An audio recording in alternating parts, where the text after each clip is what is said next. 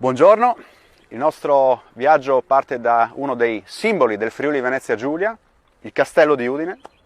Io sono David, brand ambassador di Friulando. Questa è la prima di una serie di visite al nostro territorio, il Friuli Venezia Giulia, per raccontarvi di un progetto innovativo denominato Friulando, essere Friuli Venezia Giulia, ovvero come il Friuli Venezia Giulia può aggiungere valore alla tua impresa.